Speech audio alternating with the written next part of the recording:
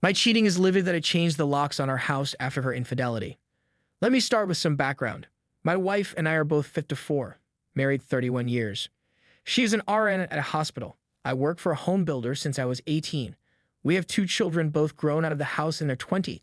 We decided in our mid-40s to pursue my wife's dream of running a bed and breakfast. We have been looking on and off for years. We came across a piece of property of 5 acres and a home built in the 1870s. The original owners were large landowners in this area. They had an extensive agricultural business empire. Over the decades, fewer of the family wanted to stay in farming. Parcels of land were sold off. Our town is going through growing spurts as it has become quite touristy because of some, let's say, natural formations and beauty. The farmland along the main highways is being gobbled up. The house and land we purchase are away from the highways. Since we bought it, my wife and I are redoing the entire house. There has been neglect in some basic maintenance, and we want to restore the house to its prominence 150 years ago, along with making a living. My wife has been in charge of decorating rooms as I finish along with paying the mortgage. I am renovating room by room, paying for all material and any professional help if needed. I am pretty handy, so most work is done by me. The last few years, the housing industry has gone through the roof. We would work 8 days a week if we could. I was pulling in big money. Until last year. The pandemic knocked us out of work for a while in 2020, then the material shortages started. Of course, my wife was on the front lines for the last 18 months. Last year, she worked weeks at the hospital without days off. The medical staff stayed at the hospital. They had rooms several slept in together. To say the least, the staff got very close. They worked 4 weeks on 2 weeks off. Starting in March last year into the fall, then again and after Thanksgiving. My wife has always, after the kids were older, worked for others if they asked. She watched these young parents crying because they could not see their families. So on their off times, she would give up her time off and offer it to the staff that really needed it. There were others that did this too. The whole COVID experience changed her. Watching people put on ventilators, the deaths, etc. She was not the same person. She was distant. Our sex life went to zero. I attributed it to either her experiences or her age. I tried talking about it, but was told she just didn't feel it anymore. We still work closely on the house. We planned trips to an area in our state that had a large Amish population. The Amish here are known for their craftsmanship in woodworking and sewing.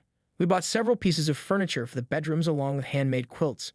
This past weekend, we were planning on taking a 3-day trip to this area to buy dining room furniture. I also pay and trade with some wood that I get when I take down an old barn, which I do as a side gig. Barnwood is very much in demand.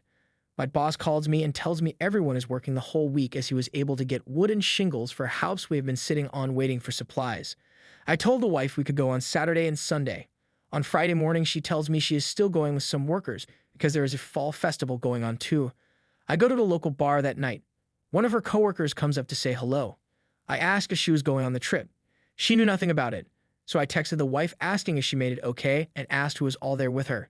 She texted back that this friend, her other close friend, and a friend called Stevie. I had heard this name the last few months. Until then, I always thought they was female. I asked her friend at the bar if she knew this Stevie. She said no, but there is a Steven that works with them. The wife gets back Sunday afternoon.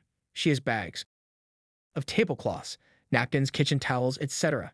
She is showing me what she bought. In one bag, there was a smaller bag. She pulled it out, looked in it, and said, "Oh, not this bag. It's not for us." I let it go. Later, I looked in the bag. She had hidden it in a closet. It was decorations for a man cave for a college team I don't follow in sports, so it wasn't for me. I asked to talk with her. I asked again who all went. She gave the same 3 people. I just asked who Stevie was because we had not met.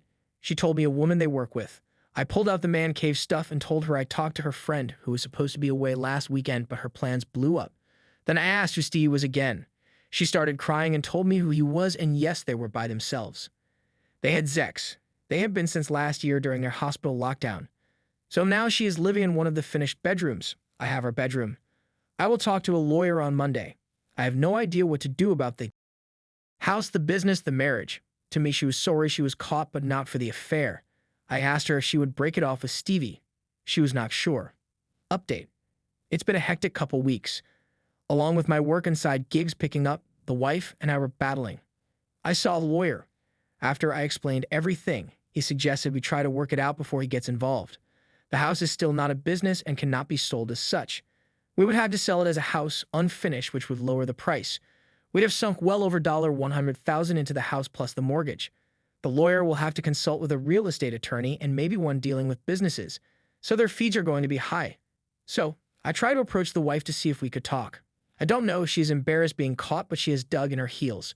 She told me to leave the house. I told her I have no plans to do that. Then she countered with my giving up the master suite and me moving to one of the bedrooms. I again tell her I don't plan on it either. She then says she is off the next couple days and will move all my stuff out and put it in the foyer for me to decide where I am going to stay. So I end the conversation.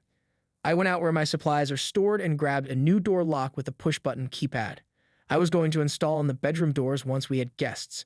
We can change the combination after each guest. I installed it on the master suite door. The next day, I went to work. When I came home after a day of angry messages for putting the lock on, she was livid. "How dare you lock me out of my bedroom?" was her war cry. After back and forth, I asked if we could please talk. She finally agreed. Later that evening, we sat down. Told her I was very hurt to find out of the affair and that I wish she would have told me she was not happy. She did not say anything. So I continued with that. As far as I am concerned, the marriage is over. She just nodded her head. I then told her I had been to an attorney.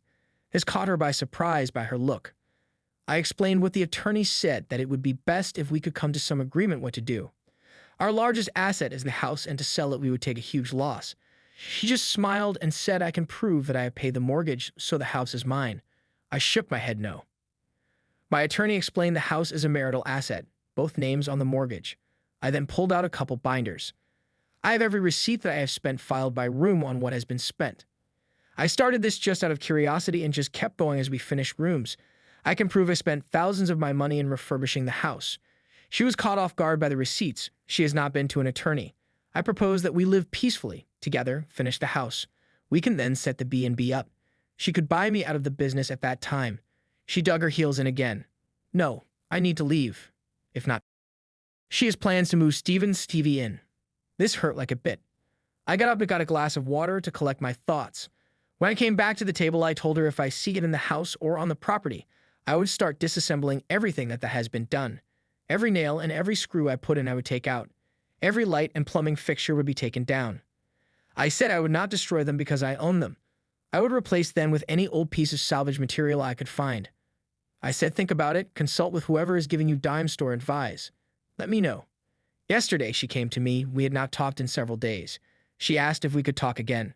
She had talked with our kids. I had called each and told them what's going on. Our daughter suggested to her that we stay in the house to completion, start the business as I suggested. Then maybe I could move out but still own 50%. Mom could run the business, bringing in an employee or two to help run the place, do yard work, give Mom a day off. I told her I would think about it, but my stance on Steven will not change. So I have another appointment with attorney. The big issue is we probably will not be in business until 2023. The outside needs much work along with landscaping, plus we need to come up a room for one of us to live in. The room I am in is part of the rooms to rent.